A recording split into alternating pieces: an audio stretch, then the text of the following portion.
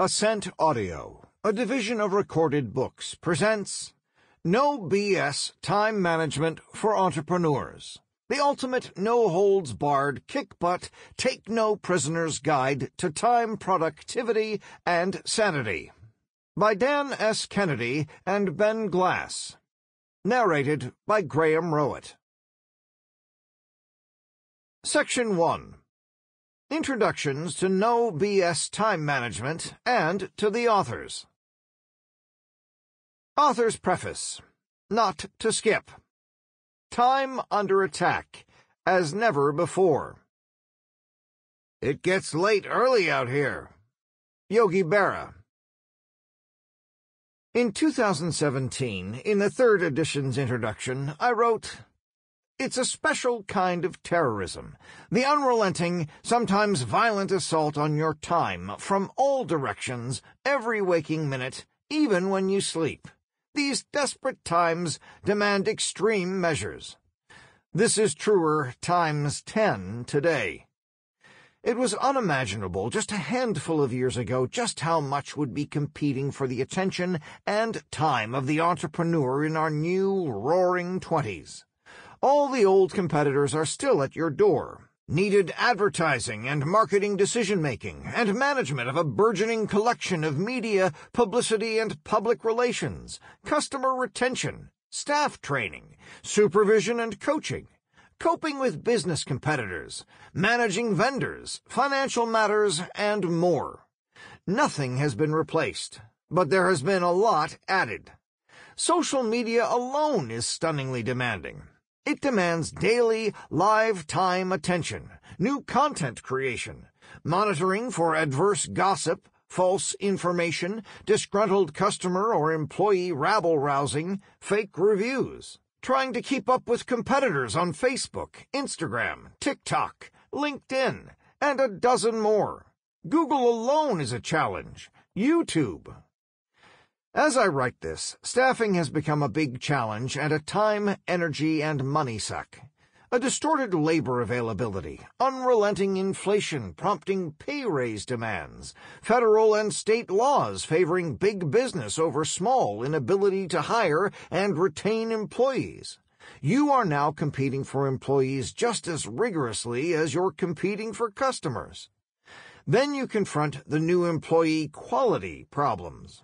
With many, if not most, there is an anti-work mood. The work-from-home movement a huge impediment to supervision. All of it makes the entrepreneur and business owner desperate. One time demand after another, each right behind another, is at the door. A multiplying of means of communication, delivering demands with expectations of immediate response. The phone, text messages, email, social media platforms used as communication devices, creates a desperate pursuit, trying to monitor all channels of inbound communication, feeling compelled to respond now.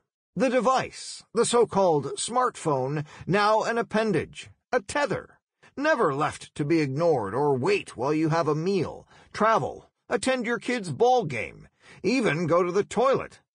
It is an open doorway to you for the world, open 24/7, 365. Is it any wonder we have a mental health crisis? The majority of people taking sleep aids at night, antacids all day? Minutes after awakening, you are under siege. It continues all day and into the night. You allow this. As incredible as it may seem, you can say no. You can establish boundaries and a system for how the world interacts with you. This book is based on my own system, enforced for decades. In this edition, I also invited Ben Glass to share his system and his experience. Ben is one of the busiest individuals you'll ever meet, with incredible demands on his time, yet also one of the most relaxed and in-control individuals you'll ever meet. More about Ben later. We share something that can change the trajectory of your life as an entrepreneur. A commitment to being in control. Not under siege. Not desperate for even a few minutes without conflict between our agendas and the people around us. Wimps beware. This book is not for the faint of heart, fawningly polite, or desperate to be liked. It is, I hope, the hardest-nosed, most pugnacious, toughest-minded, most brass-ballsy and brass-knuckles material about the subject of time you have ever encountered. It is not a how-to book for winning popularity contests. It is a book about ruling your kingdom as you see fit, to protect your time, talent, productivity, and sanity. Hopefully you have this book because you are an entrepreneur. Your time is incredibly valuable to you, and you are constantly running out of it. If you know me, then you've also been motivated to get this book to find out how I manage to do all that I do. I've been asked so often, by what seems like everybody who becomes familiar with my life, how the devil I fit it all in, that I sat down and wrote out the answer. This book. If you don't know me, then your curiosity about my methods may be further piqued by the description of my activities that follows this preface. If you know me, skip that section. This question, how do you do everything you do? How is it possible? Has followed me for about 45 years, getting asked more frequently by more people, now more desperately, as they find themselves more overwhelmed than ever, and my own prolific productivity becomes more and more known. When I wrote the first edition of this book in 1996, my personal modus operandi was only a curiosity. Now it has become of urgent interest. As a very busy, sometimes frantic, time-pressured entrepreneur, awash in opportunity, too often surrounded by nitwits and slower-than-molasses-pouring uphill folk, I understand your needs, desires, and frustrations. The multiple demands on an entrepreneur's time are extraordinary. I'm here to tell you that you need to take extraordinary measures to match those demands. Measures so radical and extreme that others may question your sanity. This is no ordinary time management book for the desk-bound or the person doing just one job. This book is expressly for the wearer of many hats, the inventive, opportunistic entrepreneur who can't resist piling more and more responsibility onto his own shoulders, who has many more great ideas than time and resources to take advantage of them, who runs, not walks, through each day.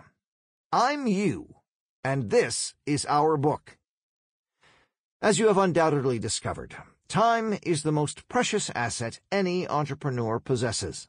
Time to solve problems. Time to invent, create, think, and plan. Time to gather and assimilate information. Time to develop sales, marketing, management, and profit breakthroughs. Time to network. Probably not a day goes by that you don't shove something aside, sigh, and say to yourself, if I could only find an extra hour to work on this, it'd make a huge difference in our business. I'm going to give you that extra hour. But what we're about to do here together is much bigger than just eking out an extra hour here or there. We are going to drastically re-engineer your entire relationship with time. I've had more than 45 years of high-pressure, high-wire, without-a-net entrepreneurial activity, starting, buying, developing, selling, succeeding in and failing in businesses, going broke, getting profoundly rich, and helping clients in hundreds of different fields. Here's what I've come to believe to be the single biggest secret of extraordinary personal, financial, and entrepreneurial success combined: the use or misuse, or abuse by others, of your time will determine your success. Just thinking about your time, really thinking about it, being hyper-aware of it, placing high value on it, is a big step in the right direction. Awareness helps a lot. There's a reason why you can't find a wall clock in a casino to save your life. Those folks stealing your money do not want you to be aware of the passing of time. And that tells you something useful right there. You want to be very aware all the time of the passing of time. It is to your advantage to be very conscious of the passage and usage of minutes and hours. Put a good, big, easily visible, nagging clock in every work area. If you spend a lot of time on the phone, have and use a timer. We'll talk later about psychological triggers. In my workplace, conference room, and office, in my home, there are dozens of clocks, including 2 that talk every hour, and I can't turn around anywhere in a circle without seeing one, nor can a visiting client. Facing me at my desk, there's also a wooden model of a hangman's noose. Not subtle.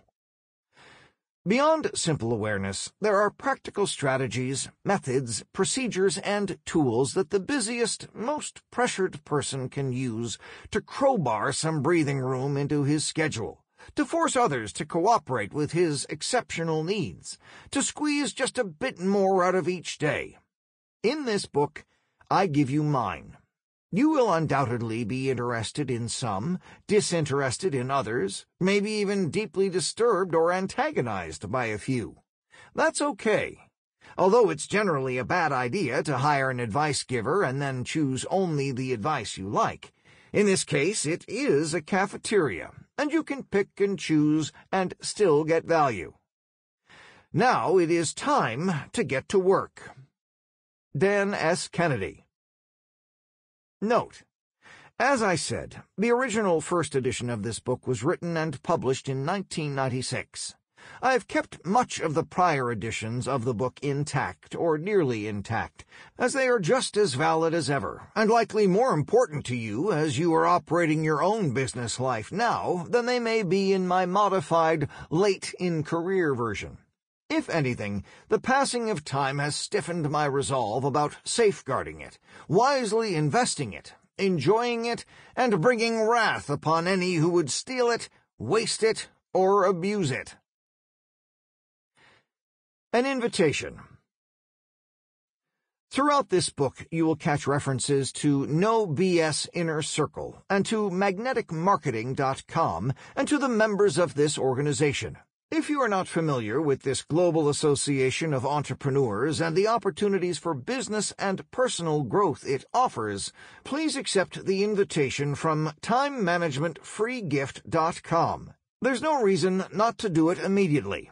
You need not complete this book first. Co-author's Introduction. I'm a busy guy, but there's almost nothing in my life that I must do that I don't like doing. Just stop and think about that for a moment. My life is not perfect. I have lots of balls in the air, but I can tell you that if you followed me around for a week or two, you would have a hard time figuring out what is work and what is play. What would someone say if they followed you around for a week? 2 questions that can give a good measurement of your life. Do you like going to work? Do you like going home? Being able to answer those questions yes and yes is an awesome place to be. I can guarantee you that if you take the contents of this book seriously, begin to act and align yourself with others who think the way Dan and I do, your life will change. That last part is important. Finding others. Being an entrepreneur takes hard work, but doing the hard work alone is a choice. My hope for you is that when you finish listening to this book, you will begin to develop, or refine, life habits that will enable you to say, yes, I'm productive, but there's almost nothing I have to do in my life that I don't like doing. My life changed when I read the first edition of this book when it was published in 1996. I was on a vacation, and I can distinctly remember finding a payphone to call my assistant at the office and tell her, "We have a new rule. I will never, ever take an unplanned inbound phone call again." I describe this practice later in Chapter 3, but for now, just know that I took immediate action on that very simple idea, and it changed my life. My story. The simple version. I am a dad to 9, married since 1981, and can wholeheartedly answer yes and yes to the 2 previous questions. I am living a very good, full life, but it was not always that way. Want more details? Today I run a law firm, Ben Glass Law, that helps the sick and disabled tell their stories to skeptical insurance companies. I am also the only full-time practicing lawyer in the nation who is leading a tribe of thousands of lawyers who are comfortable with the notion that it's okay to have fun and make good money in the practice of law in my second company, Great Legal Marketing. They have reimagined what it means to practice law in their communities, and I have Dan to thank for showing me how to build that. I am very happily married to my best friend, Sandy, since 1981, and we have 9 children, 4 adopted from China, and 7 grandchildren. I have sent 7 of my children to 6 different Virginia universities, have paid off all college debt incurred for the first 4, while paying cash for the last 3 to attend. When they were young, I coached my children in youth sports, one time coaching 3 during the same season. You'll hear more about that later in Chapter 3. In our family, we put a high priority on having dinner together every night, even if the dinner table was sometimes the grass just outside of the Little League field.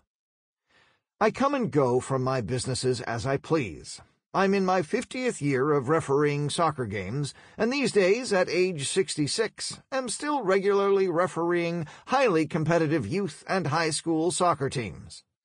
I participate in and hold a Level 1 coaching certificate in CrossFit. I have created 3 active public podcasts and a private podcast for our Great Legal Marketing members. I provide jobs, financial security, and a great place to work for about 20 people, including some overseas workers, and I get invited to speak to lawyers and other entrepreneurs all over the country. For over a decade, I served on the board of directors of Love Without Boundaries, an organization that provides hope and healing to children around the world. We have fostered to adopt over 60 dogs. Today, Sandy and I help raise and train puppies who, upon graduation from a local non-profit, Healing House, will go on to aid a child on the autism spectrum.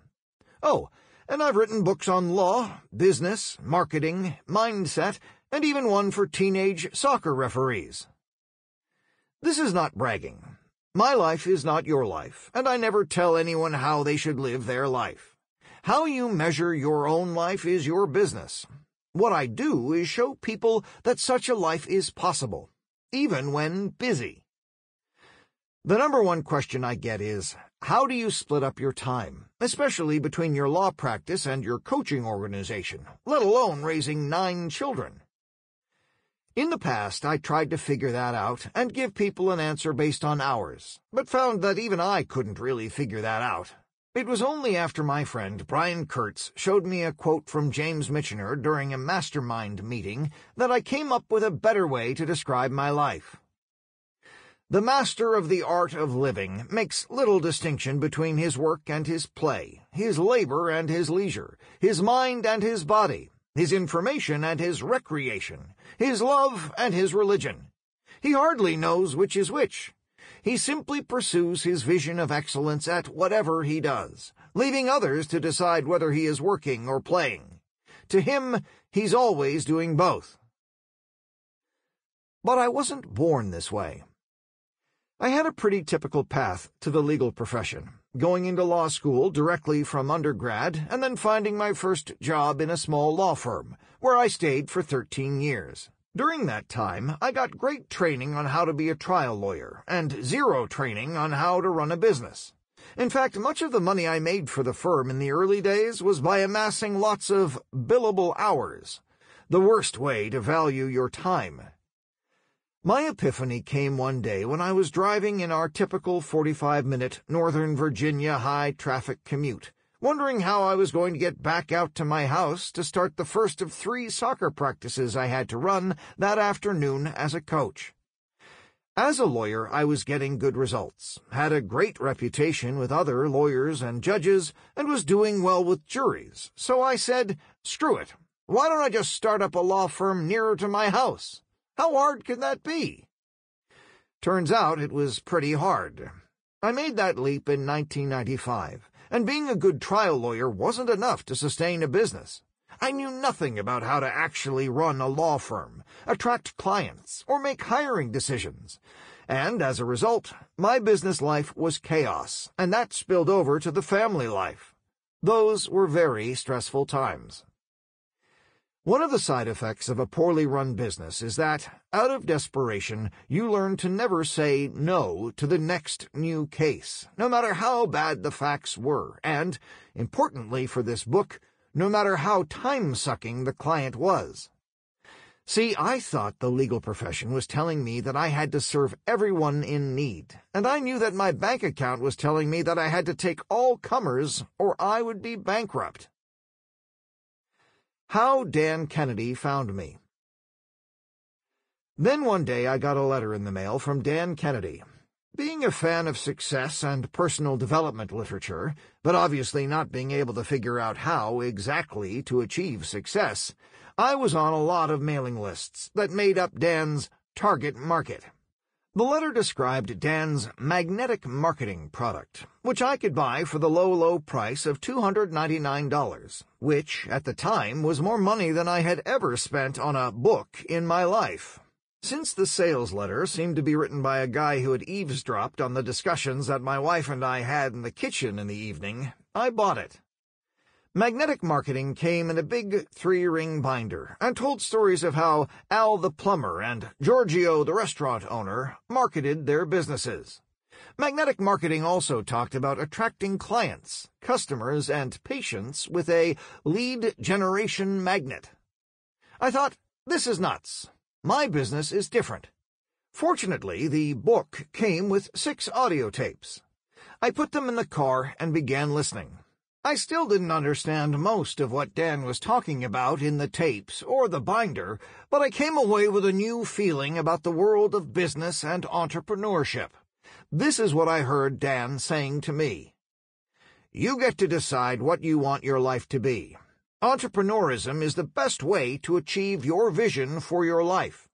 Marketing is an essential part of building your own business, and the first rule of marketing is that if you know nothing about marketing, look around at what everyone else is doing and figure out something different to do. Thus, I entered the world of Planet Dan, as his longtime disciples call it, and, all these years later, I'm still a part of Dan's world, associating with other long-time lifers, and now helping to spread Dan's teaching to the world of highly productive entrepreneurs. Section 2. How to vanquish the enemies of peak productivity and performance as an entrepreneur. Chapter 1. How to Turn Time into Money. By Dan Kennedy. That which is not worth doing well is worth not doing. Warren Buffett. What is entrepreneurship if not the conversion of your knowledge, talent, guts, etc., through investment of your time into money? In time management books and in time management seminars, authors and speakers love to show off charts and graphs depicting the dollar value of each workday hour, depending on your income or the income you want to achieve. Maybe you've sat through one of these painful PowerPoint sessions before. If you use one of these lecturers' numbers, for example, based on 8-hour workdays, presuming 220 workdays, earning $200,000 a year requires that each hour be worth $113.64. Unfortunately, it's all a pile of seminar room BS. Here's why. It's all based on 8-hour workdays. 8 hours a day. But there's not a soul on the planet who gets in 8 productive hours a day, not even close. You see, the workday hour is one thing, the productive hour, or what I call the billable hour, is another. In Chapter 7, there's a definition of productivity you may want to use to determine which of your hours are productive. If you can't or won't define it, you can't manage it.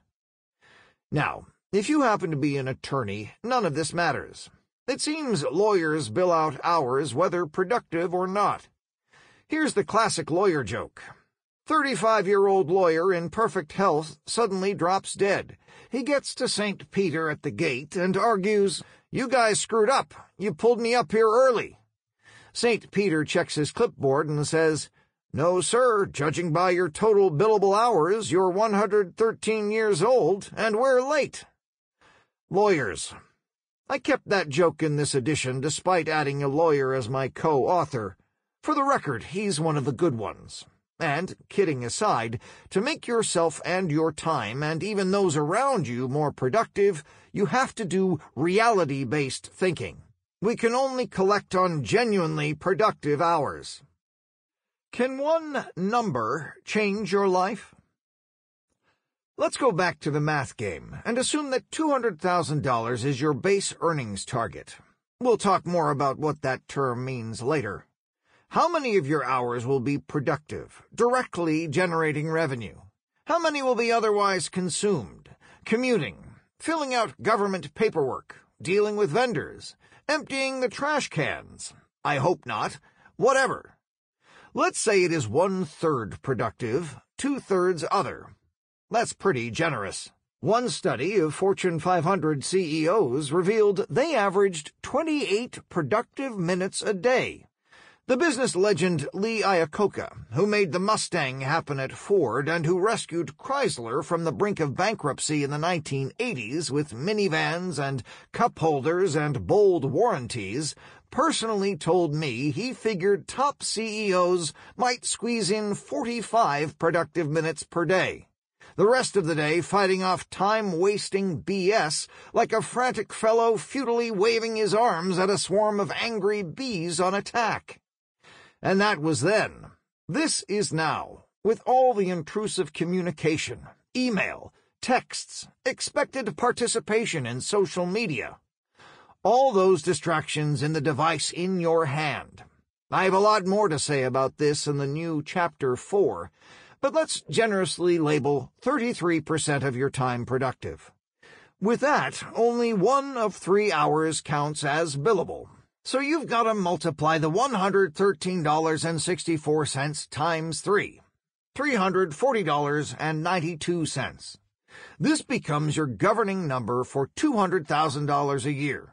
For $600,000, 3 times that, $1,022.76. When I wrote the first edition of this book in 1996, I was charging about $3,500 to write an advertising campaign for a client. By the time I updated this book in 2004, that fee had multiplied 5 times. Today, a full campaign bills at $75,000 to $200,000 plus royalties. Since the time required is about the same, possibly less as my memory bank of material and proficiency have grown, this puts more and more weight on any time wasted. I also now target a yearly income upwards from $1.5 million, so the ideas and methods I describe in this book are a lot more important to me financially today than they were in 1996 or in 2004. Of course, it's arguably true that I can more easily afford to repel some clients and annoy some people with these methods now than then, but I contend I got here, in part, by thinking about time in this fashion, and doing these things long before I could ostensibly afford them. That's important. You can't wait until you have the high income, net worth, and success you desire to properly value and make others properly value your time for that reality.